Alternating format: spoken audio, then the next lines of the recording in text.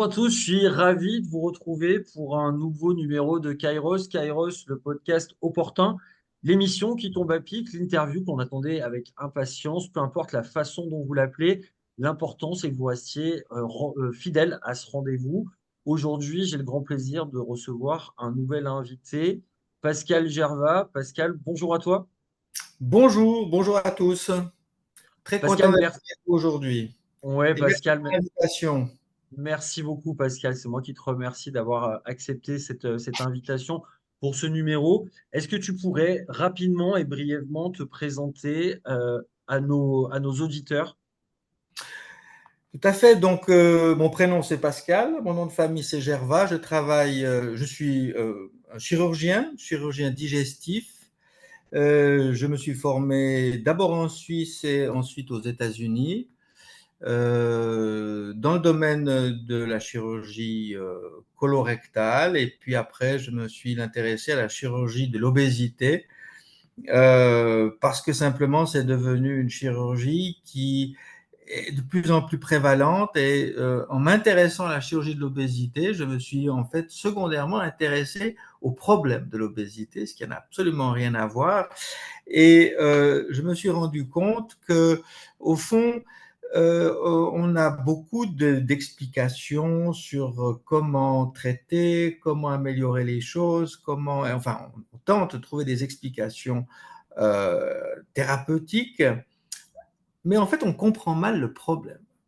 Et le problème qui se pose à nous aujourd'hui de cette explosion, de cette épidémie de l'obésité, j'ai trouvé qu'il n'était pas toujours très bien compris et que les gens ne se sont pas intéressés aux causes du problème.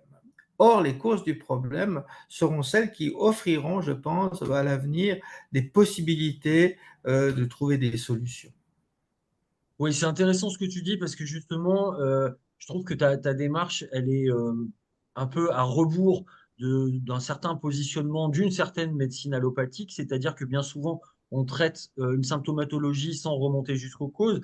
C'est vrai que toi, en tant que chirurgien, tu aurais pu te limiter à faire de la chirurgie bariatrique, que ce soit du bypass ou de la sleeve ou d'autres choses. Mais ce que j'apprécie dans ton discours, et tu le dis d'emblée en préambule, c'est que justement, tu es dans une logique où finalement, tu as bien conscience que les actes chirurgicaux ne sont que la conséquence d'une situation qui est multifactorielle, on va y venir.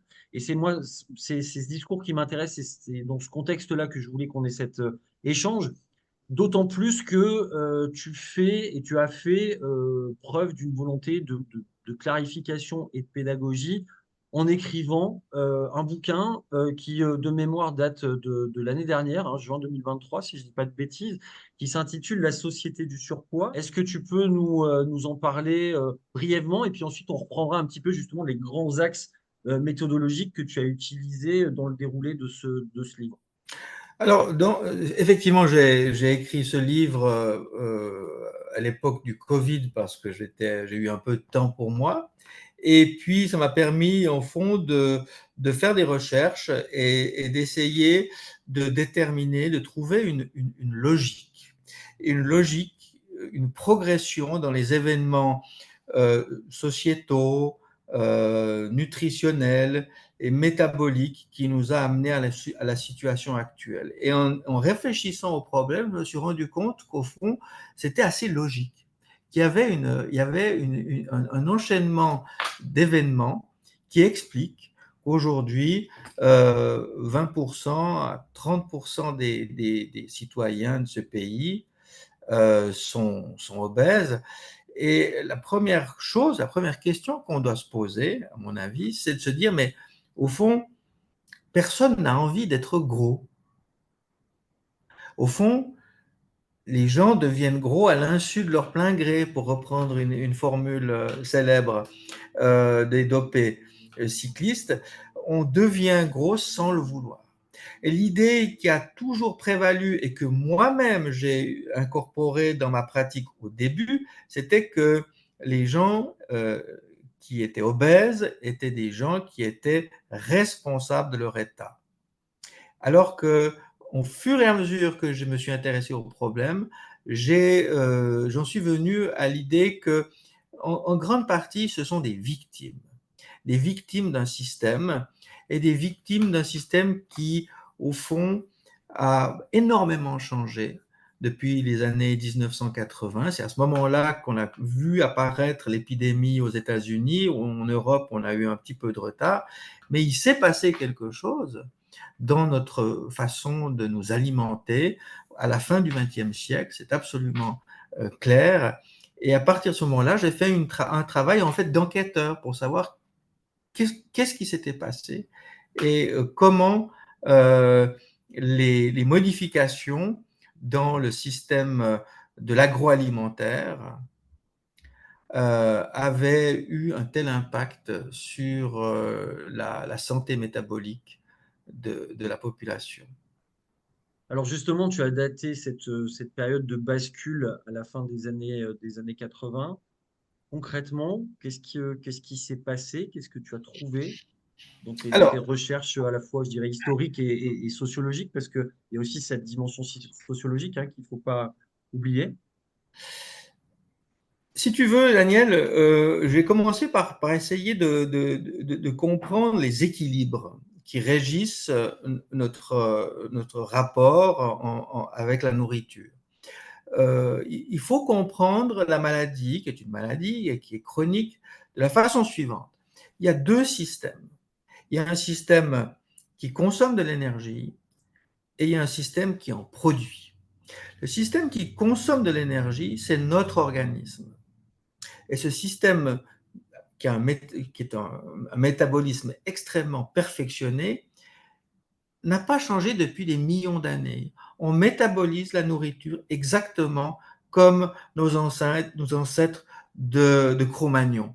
On a exactement les mêmes enzymes et ce système, il est fait pour tirer le maximum d'énergie du minimum de nourriture. Et notamment, il a aussi été fait pour subvenir à nos besoins en période de disette alimentaire, en période notamment l'hiver où il y a moins de fruits, moins de gibier. Nos ancêtres qui vivaient dans les cavernes, ben, ceux qui avaient la possibilité de survivre à ces longues périodes de disette avaient un avantage évidemment important.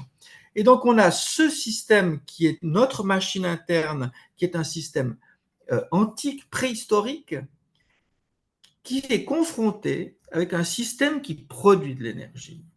Et ce système qui produit de l'énergie pendant très longtemps, ça a été la nature. Et depuis l'après-guerre, au fond, c'est devenu un système industriel. C'est devenu un complexe qui s'appelle Big Food en américain. Et s'il s'appelle Big Food, c'est bien parce que ça rapporte beaucoup d'argent. Et ce système-là, il s'est mis en place, au fond, dans les années 60 et il a progressé dans les années 70. Et dans les années 80, c'est devenu une véritable machine à produire de la nourriture bon marché. L'idée étant évidemment de produire le maximum de calories pour le prix le plus bas possible. Les gens n'ont jamais dépensé aussi peu d'argent pour s'alimenter qu'aujourd'hui. Et ça, c'est ça qu'il faut comprendre.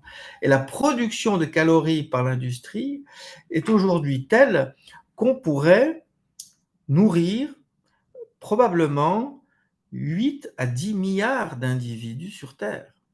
Au fond, le système tel qu'il est aujourd'hui produirait 4000 calories par habitant et par jour sur cette planète. Donc le double de ce qu'il nous faut. Et donc, comme il y a une surproduction de calories, eh bien, il faut absolument trouver un moyen pour lutter contre un phénomène qui est physiologique, qui s'appelle la satiété, qui fait que quand on a mangé un petit peu et que l'estomac est plein, eh ben, on arrête de manger. Et donc, ça a été le combat d'une industrie de se dire comment faire pour que les gens mangent toujours plus. Comment faire pour qu'ils en redemandent. Comment faire pour que cette nourriture ne soit plus, on ne soit plus là pour, on se nourrit pour vivre, mais on vit quasiment pour se nourrir. Parce que finalement, pour une industrie qui cherche à gagner de l'argent, l'accès permanent à des estomacs toujours vides et toujours désireux de se remplir, c'est en fait la voie vers la prospérité et vers l'augmentation des richesses. Bien sûr. Je trouve pertinent ce que tu viens de dire parce qu'il y a plusieurs choses. Il y a cette notion de faim et cette notion de production de calories. Alors, bien entendu, tu m'arrêtes si je me trompe, mais je pense que derrière cette notion de calories, il y a aussi malheureusement beaucoup de ce qu'on considère en nutrition comme étant des calories vides, hein, qui n'apportent pas de densité nutritionnelle et qui justement ne vont pas vers la satiété authentique. Moi, j'avais une question peut-être un petit peu plus technique pour les personnes qui nous regardent. On parle aujourd'hui, et tu es mieux placé que moi pour le savoir, de résistance à la leptine, comme on parle de résistance à l'insuline dans le cadre du diabète de type 2. Est-ce que cette résistance à la leptine, on pourrait considérer physiologiquement qu'elle est induite par la prise répétée alimentaire et par une prise répétée alimentaire justement d'un contenu nutritionnel de qualité plus que discutable? Alors là-dessus, on n'a pas encore des données qui sont robustes, mais très certainement que le fait de surcharger de façon prolongée le système digestif conduit effectivement à une forme de tolérance, hein, et qu'on tolère de plus en plus des aliments de plus en plus riches, et que effectivement il se produit pour la leptine ce qui se produit pour l'insuline, c'est-à-dire on a un épuisement de ces mécanismes qui devraient nous protéger, Bien sûr. qui devraient nous empêcher de manger trop. Et ces mécanismes s'épuisent simplement parce ils sont au fond noyés par une vague, par des vagues qui arrivent de plus en plus fréquemment et puis qui sont de plus en plus hautes. Il y a un épuisement, effectivement, de ces défenses que la nature nous a données pour ne pas manger trop, mais ces défenses, elles sont ces barrières à la surconsommation, c'est le principal ennemi de l'industrie agroalimentaire. Et des gens ont étudié de façon très, très intéressante et assez brillante, à vrai dire, la façon euh, qui permet de fabriquer des aliments industriels euh, qui procurent le maximum de joie et de plaisir aux consommateurs. Et ça a été quelque chose qui s'est développé dans les années 70. Il y a, tu es bien placé pour le savoir, on a toujours étudié avec beaucoup d'intérêt le sens de l'ouïe, le sens de la vision, le sens du toucher. Et bizarrement, il y avait un sens qui a été un peu négligé, c'est le sens du goût. On ne savait pas très bien comment étudier, ce qui est pourtant quelque chose d'extrêmement primaire, hein. Il y a un seul organe, c'est la langue, et qui, en fond, est là pour servir de barrage à l'alimentation. C'est-à-dire que ce qui était amer était considéré potentiellement comme toxique. Et donc, cette langue, eh bien, il a fallu la domestiquer. Et la première chose, et c'est pour ça que je consacre la première partie de mon livre au sucre, c'est que ça a été la première, à mon avis, ça a été l'élément, disons, qui a permis d'initier la révolution de l'agroalimentaire. C'est l'addiction au sucre, parce que les gens l'ignorent peut-être, mais je crois qu'il faut le dire, le sucre n'existait pas dans l'alimentation de l'être humain jusqu'à peu près en 1800. Donc ça veut dire que ça fait 200 ans que nous mangeons du sucre. Pas vous imaginez les Romains ou les Grecs de l'Antiquité en train de boire leur café ou leur thé en versant les morceaux de sucre à l'intérieur. Ça n'existait pas. Ça n'existait pas simplement parce que c'est une plante qui se cultive principalement dans les Caraïbes. Et quand les gens ont commencé avec le colonialisme, avec la découverte de Haïti et surtout les bateaux qui permettaient de ramener du sucre en Europe, ça a été un engouement extraordinaire. À tel point qu'on a presque pu se dire que l'être humain et le sucre étaient faits pour se rencontrer. Mais c'est une rencontre qui a été extrêmement tardive. Et en 1800, la consommation de sucre par habitant en France ou en Suisse, elle était de zéro. Les gens n'en mangeaient pas. On a commencé à le cultiver dans les Caraïbes dans le courant du XVIIIe siècle. Et le XIXe siècle a été, pour moi, n'a pas été le siècle de la révolution, pas seulement le siècle de la révolution industrielle, ça a été le siècle de la révolution métabolique. C'est-à-dire qu'en 1800, les gens consommaient 0 kg de sucre par an. En 1900, 100 ans plus tard, c'est 40 kilos de sucre par personne et par an. On n'a jamais vu ça. Imagine-toi que tout d'un coup, il y a un aliment qui n'existait pas auparavant et qui tout d'un coup s'implante de façon avec un tel succès que déjà en 1914, pendant la Première Guerre mondiale, où il y avait des rationnements, des limitations, et les gens devaient serrer la ceinture, ils supportaient très bien de manger moins de viande et de manger moins de légumes. La seule chose qu'il leur fallait, il y avait des bons pour ça qui étaient mis en place par le gouvernement, c'était des bons pour le tabac et des bons pour le sucre. Ça montre à quel point, si tu veux, il y a eu une rencontre entre une substance et un cerveau. Pas avec la langue, mais avec un cerveau. Et c'était le cerveau humain. Et ça a été le basculement. Justement, tu me tends la perche pour une transition que je trouve intéressante. C'est que justement, cette dimension, alors on pourra peut-être l'aborder si tu veux, il y a la dimension purement physiologique pour savoir un petit peu ce qui se passe, notamment au niveau des neurotransmetteurs lorsqu'on consomme du sucre. Mais j'aurais aussi aimé qu'on aborde la dimension plus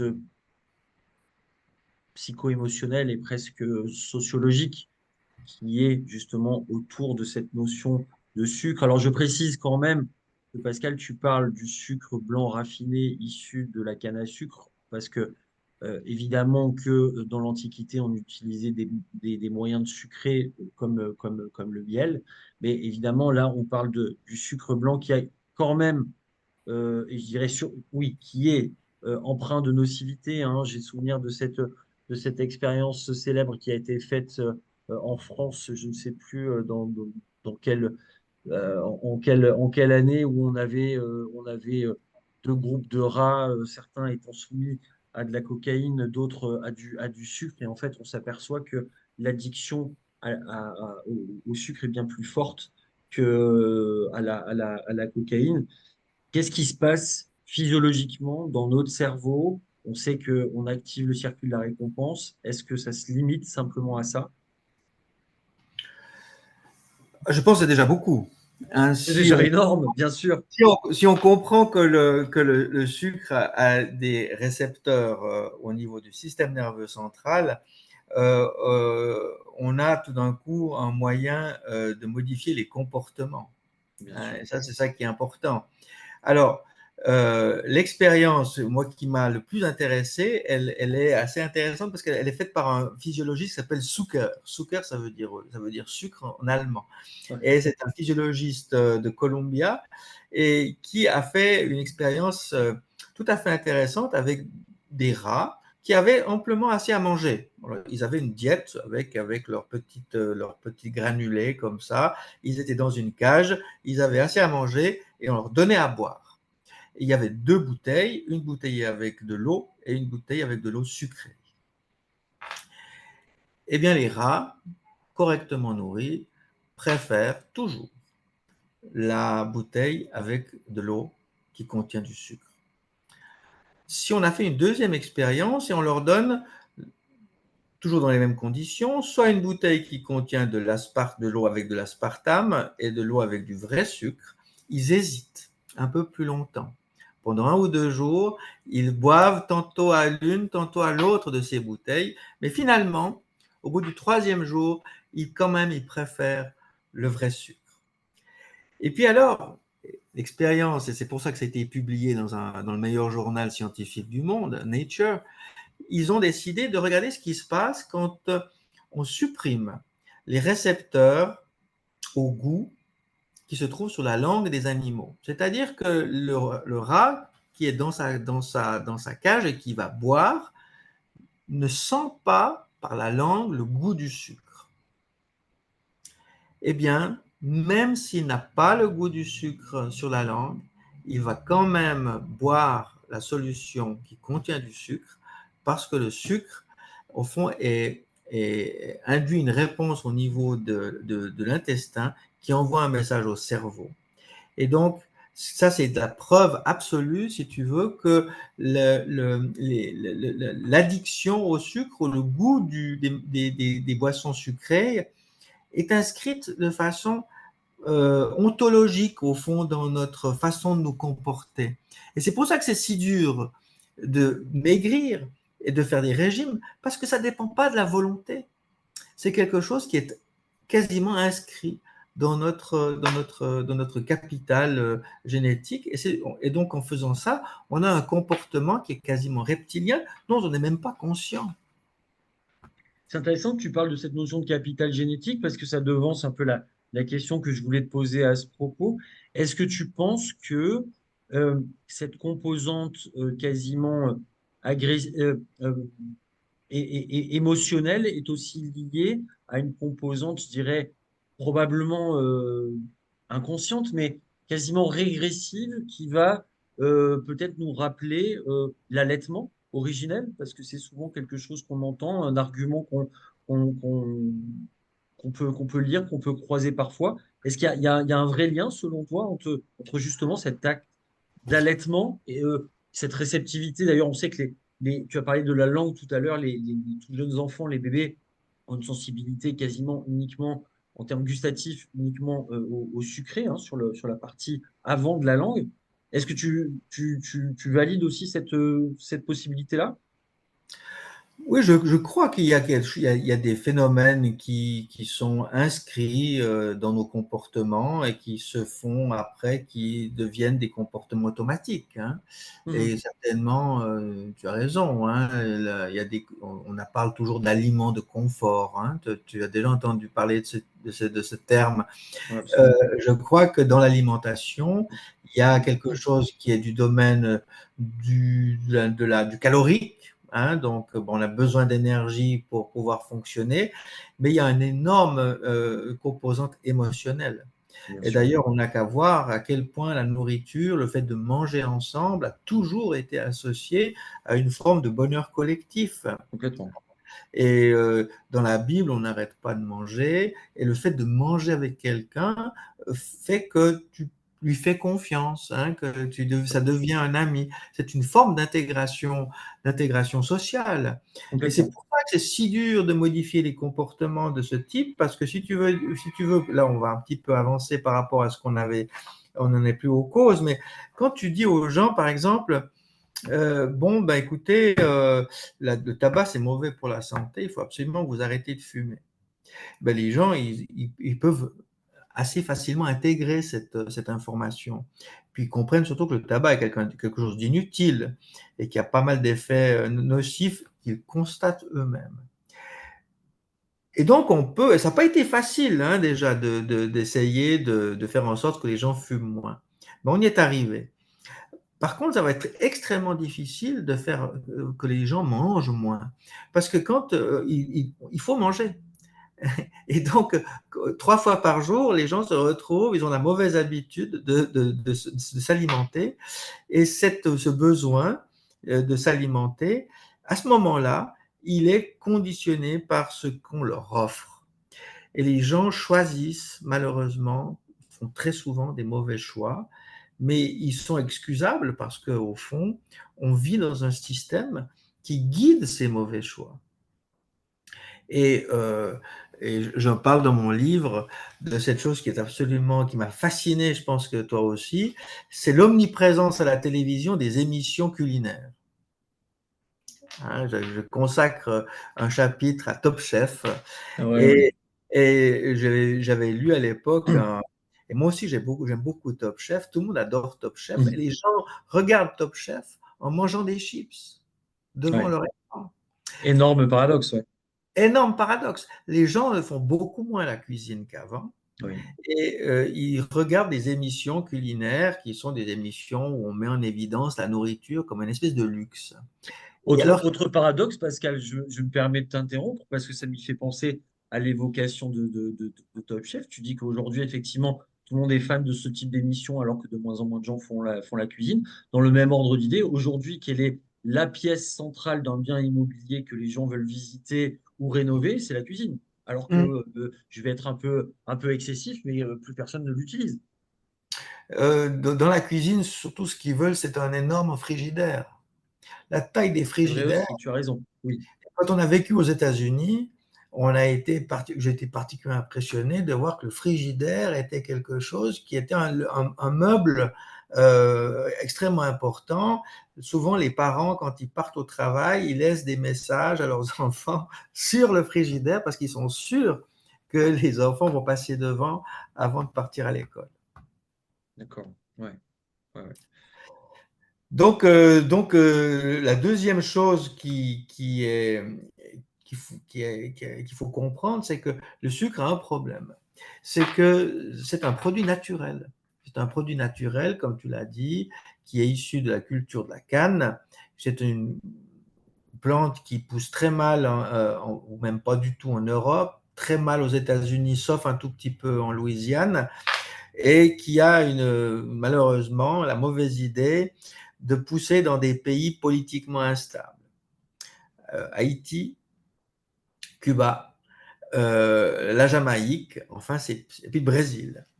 Et donc, quand les Américains ont fait en sorte d'envahir Cuba dans les années, sauf erreur, la guerre hispano-américaine à Cuba, c'était vers 1915 ou 1920. Ils ont mené leur guerre à Cuba pour prendre le contrôle de la production de sucre. L'île ne les intéressait pas particulièrement et les Espagnols ont d'ailleurs abandonné Cuba assez facilement. Et pendant 30 ans, Cuba est devenue une île qui n'a produit qu'une seule chose, c'est du sucre, pour un seul pays, pour les États-Unis.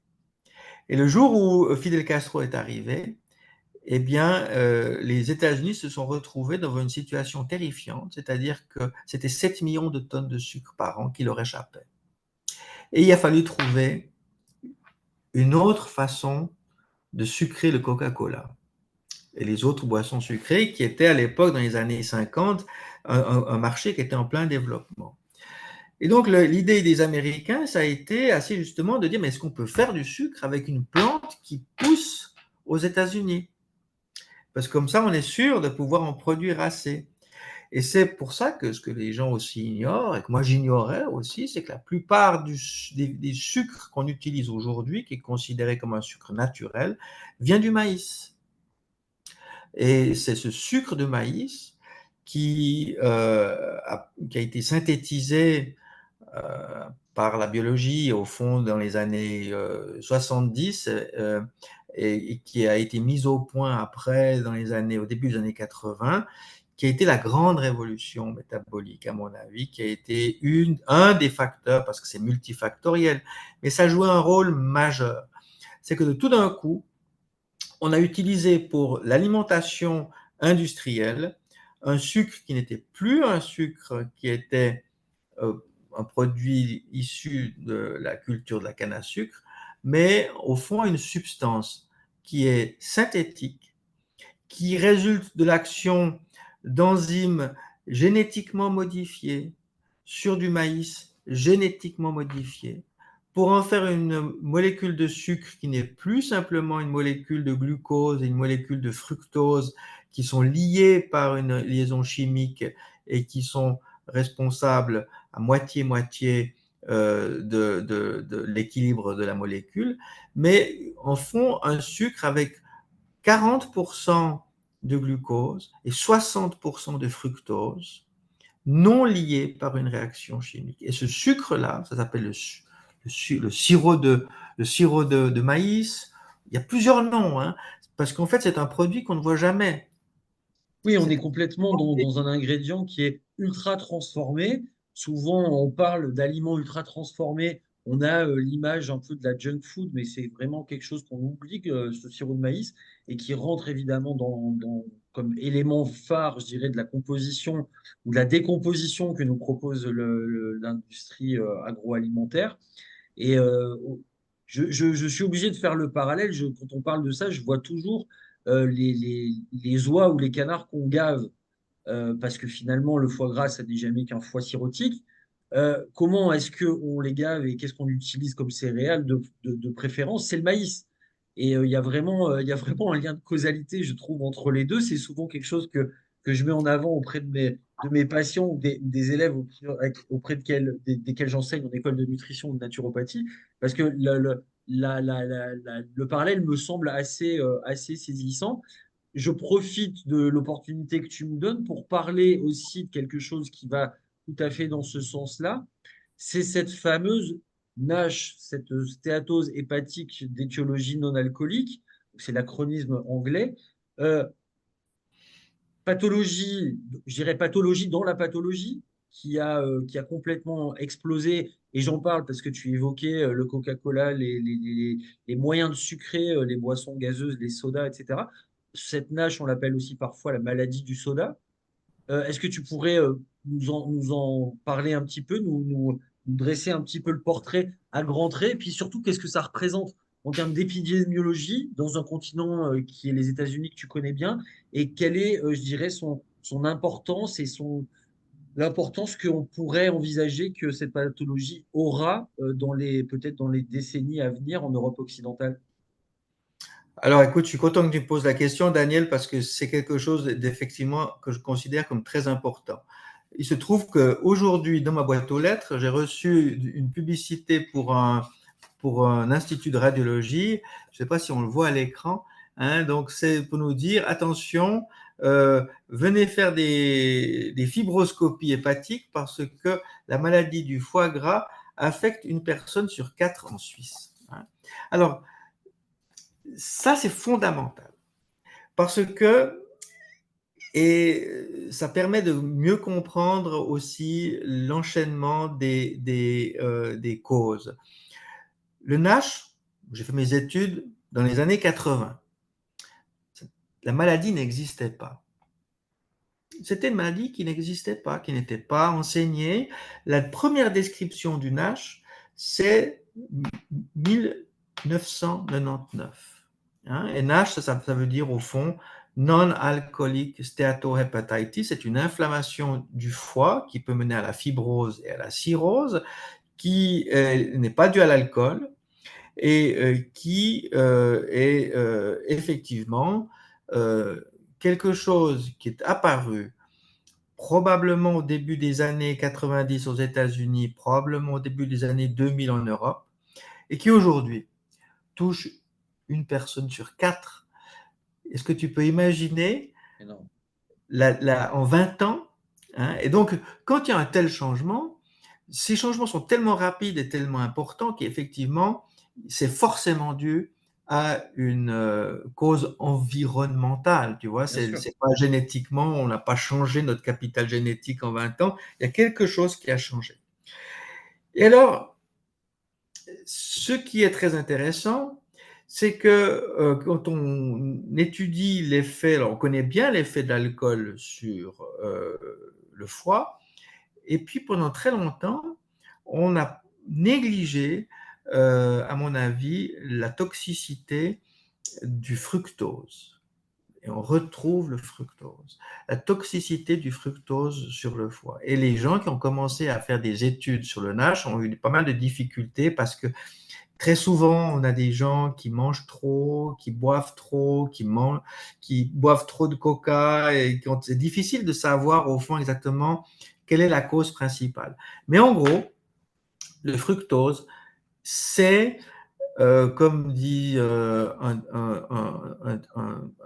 diabétologue qui s'appelle Lustig, je crois, qui raconte très bien l'évolution du métabolisme humain. Le fructose, c'est l'alcool sans l'ivresse. Au fond, que tu as les doses de toxicité du fructose sur le foie, c'est 50 grammes par jour. C'est exactement la même dose toxique que l'alcool. Et les effets à long terme du fructose sur le foie, c'est-à-dire l'inflammation, le NASH, puis la fibrose, puis la cirrhose, c'est exactement le même enchaînement, la même progression de la maladie hépatique que telle qu'elle est causée par l'alcool. Ça devient tellement grave parce que les gens boivent de moins en moins d'alcool, par contre. C'est ça qui est assez étonnant. C'est que les gens, dans les années 50, on pouvait, dans les cantines scolaires, servir un demi-litre de vin par jour à des enfants de 10 ans. Et on a dû après, évidemment, modifier ça parce que c'était plus possible. Et Mendes France voulait que les enfants français boivent du lait. Et ben, résultat des courses, ils n'ont jamais bu de lait, ils ont arrêté de boire du vin.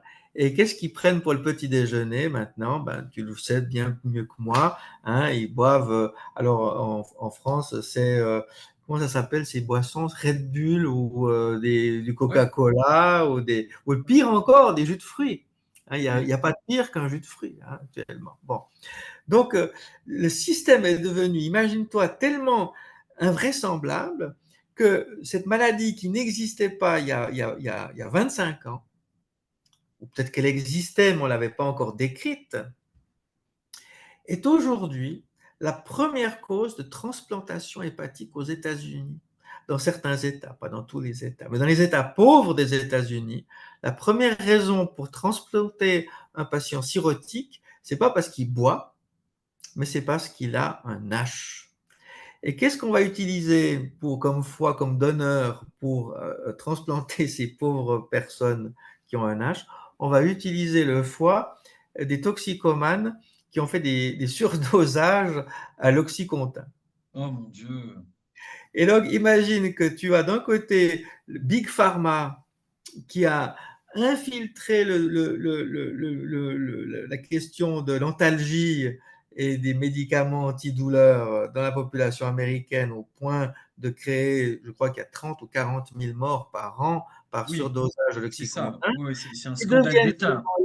ces gens-là deviennent des donneurs de foie C'est pour des fou. gens qui sont des victimes d'un autre secteur, qui est le secteur agroalimentaire. Donc, c'est Big Pharma qui fournit des foies pour remplacer des foies cirrhotiques aux victimes de Big Food.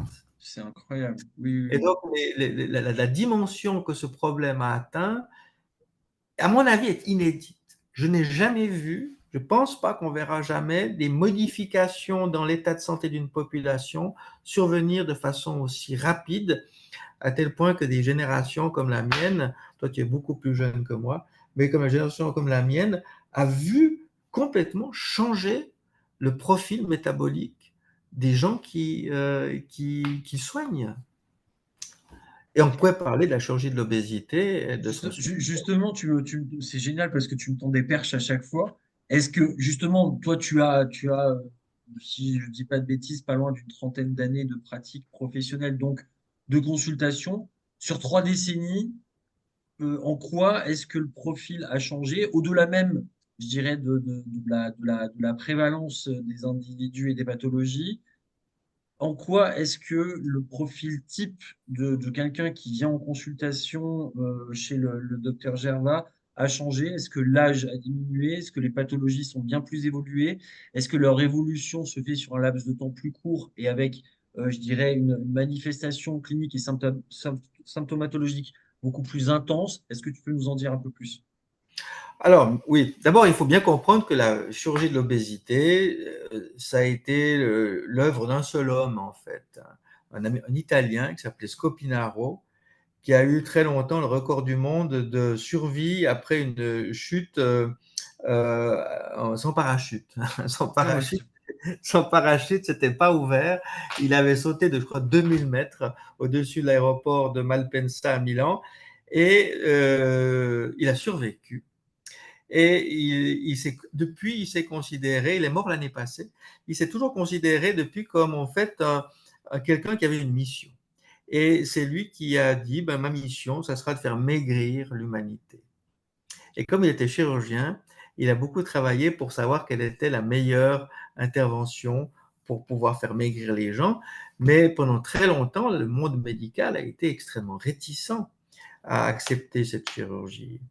Parce que simplement, on disait, mais l'obésité, c'est une maladie qui se soigne par le régime.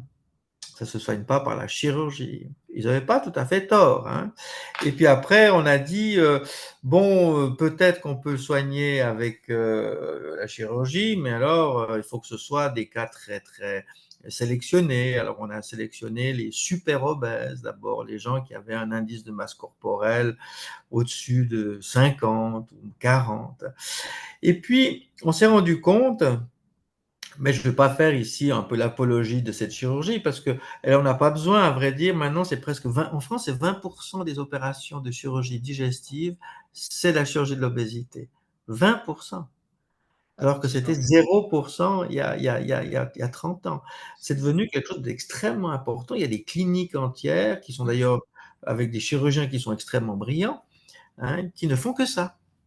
Alors, il y a des chirurgiens, il y a un chirurgien à Lyon qui met alors lui met des anneaux, Mhm. il met que des anneaux toute la journée, 7, 8, 10 par jour. Puis il y en a qui font que des bypass, puis il y en a qui font que des sleeves. Ce sont des gens forcément sont des chirurgiens qui euh, opèrent toujours le même malade, ne Ouais. s'intéressent même pas aux patients, Non, non. ils ne les revoient jamais après. Ce sont devenus des espèces de drôles de gaillards, particulièrement en Scandinavie. On externalise la demande. Alors, il y a des chirurgiens islandais qui vont opérer en Norvège, puis après, ils font un arrêt à Stockholm, et puis ils repartent. C'est devenu un business, tout simplement. Et c'est ça qui est extraordinaire, c'est qu'au fond, autant euh, l'obésité est stigmatisée, quoi que ça change, il faudra qu'on en parle un petit peu aussi, hein. Les mouvements qui actuellement aux États-Unis font la promotion d'une certaine adiposité en disant je vis comme je suis, hein. Je suis Oui, et puis gros. il y a le délit de grossophobie là qu'on est en train de Voilà, plus ou moins voilà. légiférer de façon officielle et de façon plus ou moins larvée. Oui, oui, effectivement, il y a aussi cette dimension-là. Avant qu'on aborde cette problématique-là, qu'est-ce que tu réponds aux personnes qui te diseraient, qui te disent peut-être, je me fais volontairement l'avocat du diable, qui considèrent que la chirurgie de l'obésité est une chirurgie de confort et que effectivement on est dans la déresponsabilisation de l'individu parce que finalement si on fait une ablation des deux tiers de l'estomac à aucun moment on est dans de la rééducation alimentaire et de la prise de conscience. Alors là, on a effectivement des gens qui ont c'est un gros problème qu'on a, ce sont des patients qui croient en une espèce d'opération magique. Oui, c'est ça. C'est-à-dire des gens qui se disent j'aurai un bypass ou une sleeve, et puis je vais mincir, et puis je vais devenir de nouveau beau ou belle, mince, et puis j'aurai du succès, mon mari, ma femme retrouvera de l'intérêt pour moi. Et évidemment, c'est totalement faux. C'est totalement faux. Il faut déjà dire qu'une opération de l'obésité qui est considérée comme un succès ne fait perdre aux gens que 2 tiers de leur excès de poids.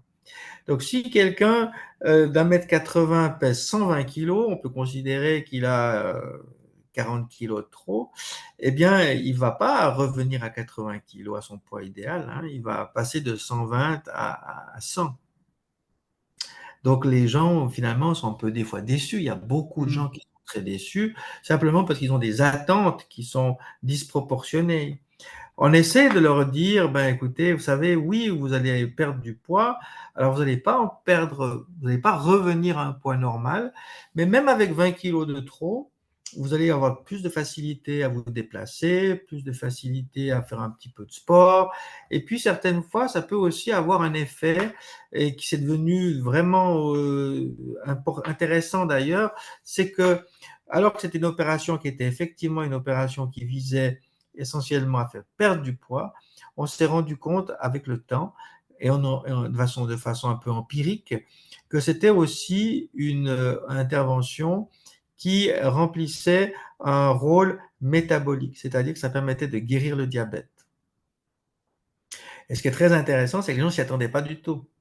Et qu'un diabétique qui prend 40 unités d'insuline et qui va se faire opérer, le jour avant l'opération, il prend 40 unités d'insuline, il se fait opérer. 3 jours plus tard, quand il rentre chez lui, il n'a pas perdu un gramme, mais il n'est plus diabétique.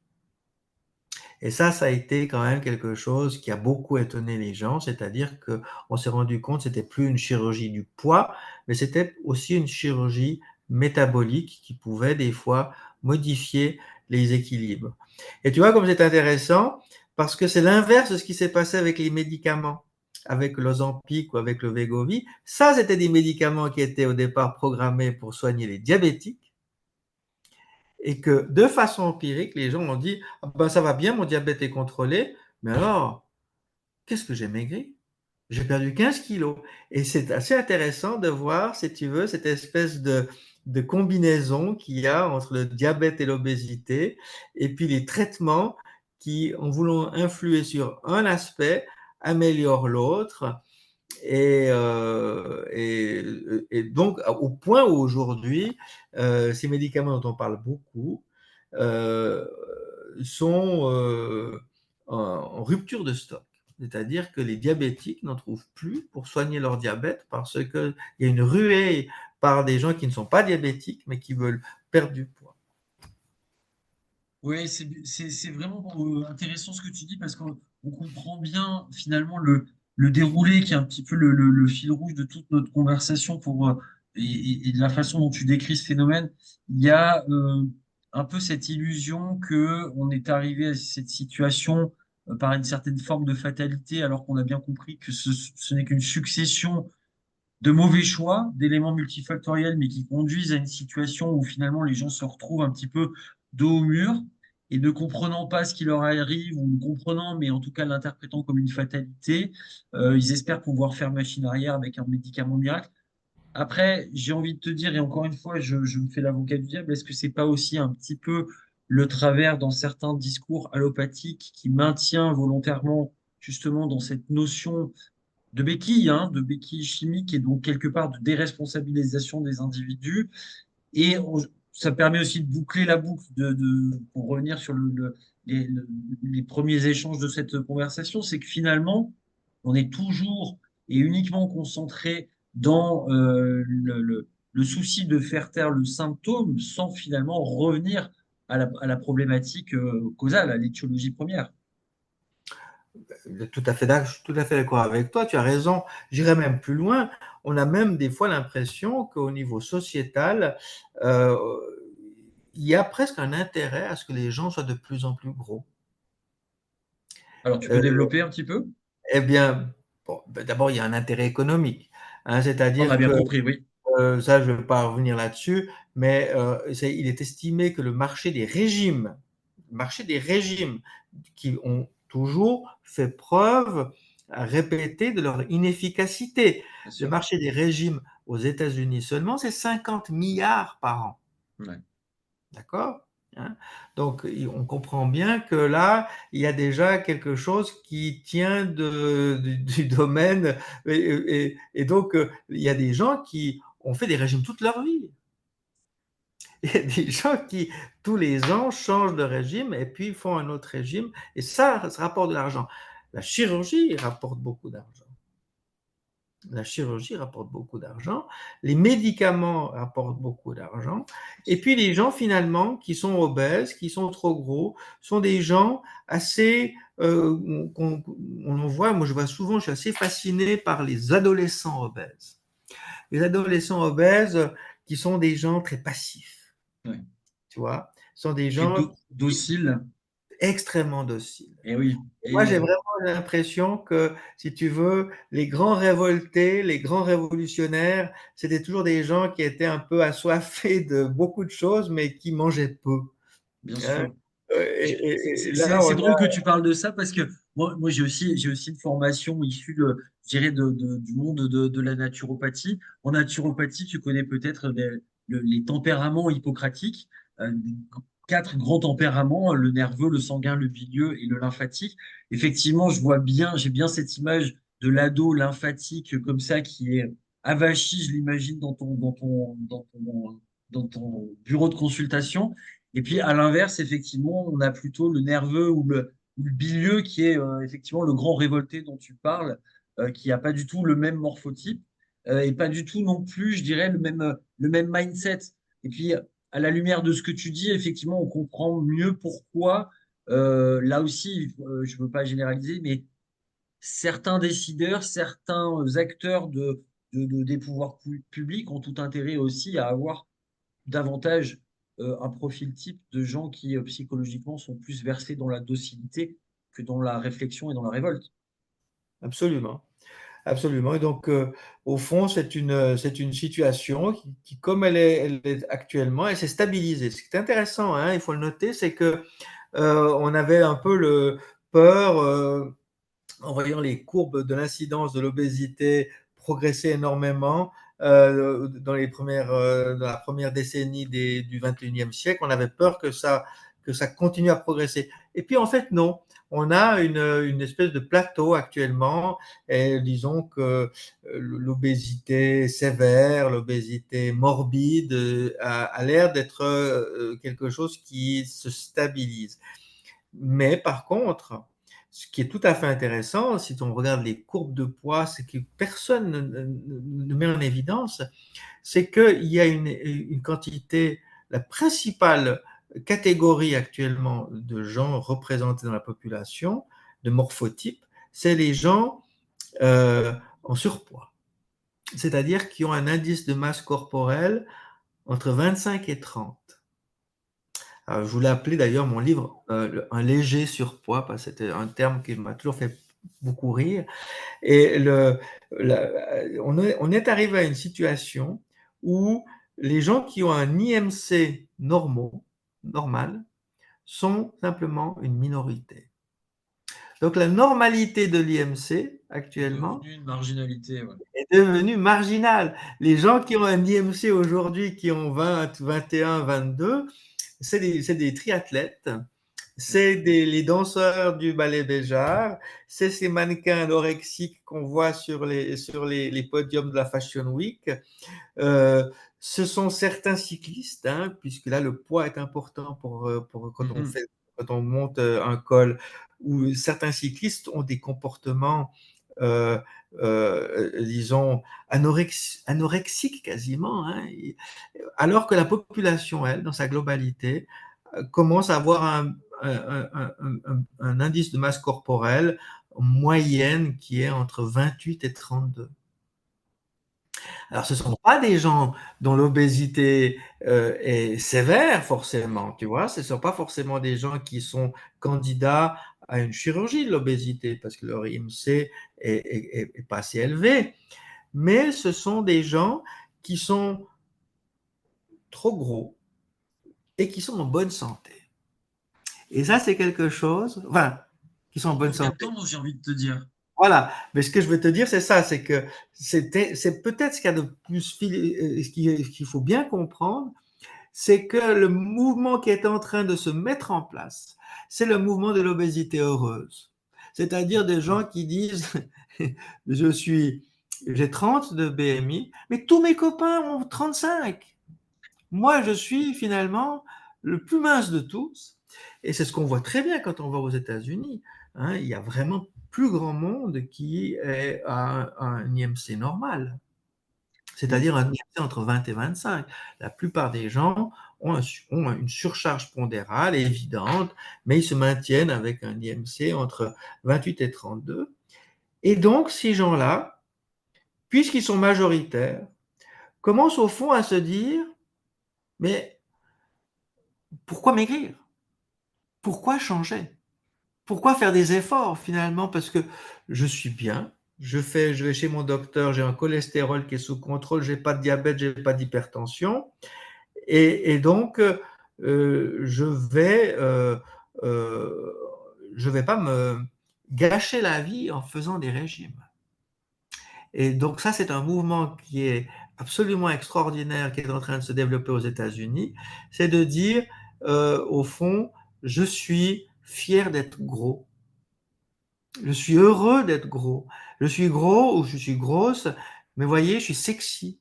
On voit ça de plus en plus. Je pense que tu es pas non plus. Tu regardes de temps en temps des vidéos de rap, et il est évident que beaucoup de chanteurs ou de chanteuses de rap sont obèses. Et non seulement ils sont obèses, mais ils font la couverture de Vogue. Et ça, c'était quelque chose qui est fascinant de voir comment la morphologie, la façon dont on considère la morphologie dans une société peut changer aussi très rapidement. Et Freud avait bien compris ça puisqu'il avait dit l'anatomie ou la morphologie, c'est le destin. Et donc, au fond, les gens qui sont trop gros, eh bien, ils sont destinés à certainement à le rester, à devenir de plus en plus gros, certainement à devenir, au bout de 10 ou 20 ans, diabétiques ou prédiabétiques, mais on les encourage et inconsciemment, ils ont des raisons de penser qu'ils sont dans le vrai, à ne pas changer leur comportement, ne pas faire d'efforts. Et, et ça, c'est quelque chose qu'il va falloir étudier ces prochaines années parce que, euh, au fond, tout le monde a intérêt à ce que les gens euh, soient en surpoids. C'est pour ça que ça s'appelle la société du surpoids, mon bouquin. C'est que c'est un intérêt collectif. Ouais, on comprend bien effectivement ce point de vue et ce positionnement. Je vais te poser une dernière question parce que malheureusement, il va falloir qu'on clôture cet entretien et cet échange. Tu es bien pris et on l'a bien compris. Je vais être un petit peu polémique sur cette dernière question tout en rebondissant sur ce que tu viens d'évoquer. Est-ce que justement, et je te demande pas forcément de prendre position, et là c'est plus, je dirais, de la sociologie ou de la considération strictement conceptuelle, est-ce que tu penses pas que finalement ce courant de pensée très récent, mais aussi très occidental, dénégation de la santé, donc de dénégation de la vie, avec aussi une certaine forme d'hypocrisie pour de ne pas voir certaines réalités, est-ce qu'on n'est pas aujourd'hui, Pascal, rentré en Europe occidentale dans des sociétés de mort? Nous sommes dans des sociétés en Europe occidentale qui traversent un hiver démographique qui légalise l'euthanasie, qu'on appelle pudiquement la dignité au droit de mourir, j'ai plus les termes exacts, enfin, euh, comme toujours, on enrobe un petit peu les choses. Est-ce que ça te paraît cohérent avec tout le reste, peut-être même dramatiquement cohérent, ou est-ce que c'est un épiphénomène, parce qu'on pourrait aussi estimer que sur la côte californienne, le discours est absolument pas le même. Ah, ça, c'est difficile à répondre à ta question, Daniel. Moi, je pense T'es pas que, forcément obligé de donner une réponse, mais peut-être des pistes de euh, réflexion, hein.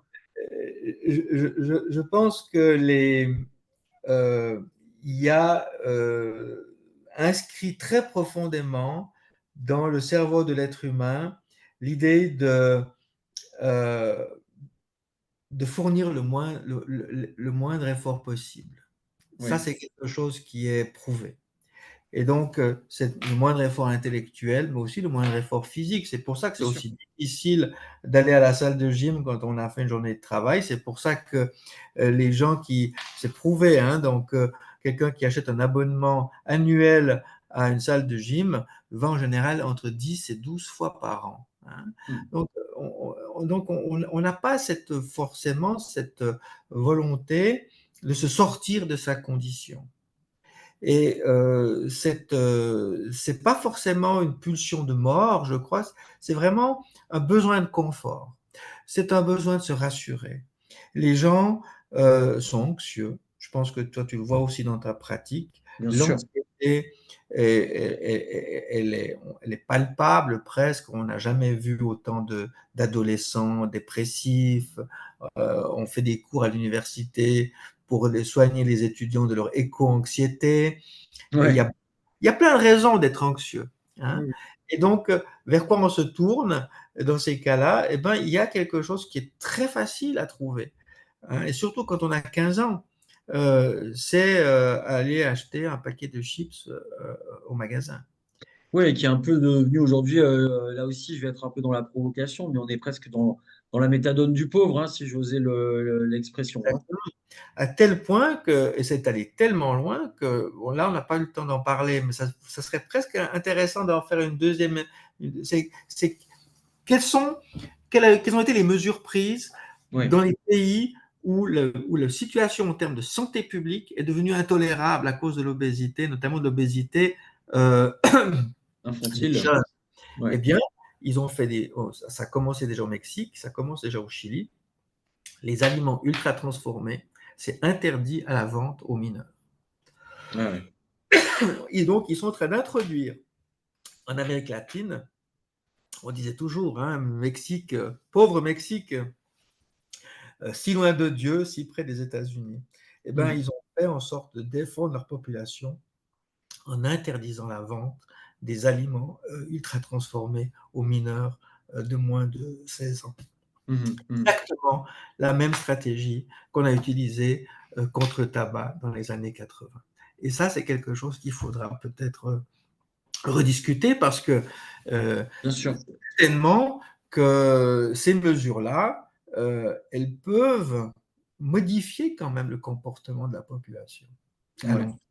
Ouais.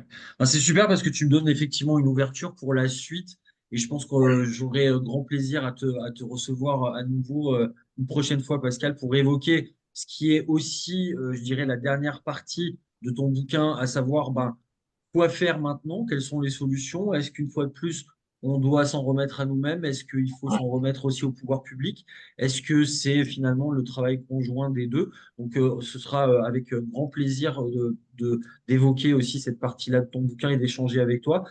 Pascal, je te remercie vraiment pour Merci le temps beaucoup. que Voilà, tu nous as je suis donné. On rappelle le titre de ton bouquin, La Société du surpoids Société qu'on du a surpoids aperçu. chez Amazon. Amazon.com. Et si vous n'aimez pas Amazon, vous pouvez vous le procurer chez BOD. Je mettrai de toute façon dans le descriptif de cette vidéo sur la chaîne l'ensemble des liens à la fois vers ton site internet gerva.com et puis les liens pour acheter ton bouquin également sur ta page LinkedIn pour que justement les personnes puissent prendre contact avec toi et prendre connaissance de ce bouquin qui est vraiment passionnant parce qu'il est au carrefour de la sociologie, la recherche historique, le constat médical quelque chose de très riche, de très ouvert, mais voilà, il suffit d'échanger avec son auteur pour comprendre pourquoi on est dans ce positionnement-là. Pascal, merci encore beaucoup pour ton temps. Je te dis à très vite, et puis si tu veux conclure par un petit mot, avec plaisir. Eh bien, écoute, merci à toi et puis j'espère que ton émission donnera aux gens envie d'en savoir plus et puis de s'informer parce Bien que sûr, l'information dans ce domaine, c'est le pouvoir. clairement. Super, merci beaucoup Pascal, le message est passé. Daniel, Je merci à me toi. réjouis de vous revoir pour une prochaine émission, peut-être avec Pascal la prochaine fois, peut-être avec un autre invité, avant d'avoir le plaisir de réinviter Pascal pour une seconde partie d'entretien. Je vous dis à très vite. N'hésitez pas à vous abonner à cette chaîne, à laisser un petit commentaire. Prenez soin de vous. Bye bye. And I know someday that it'll all turn out. You'll make me work.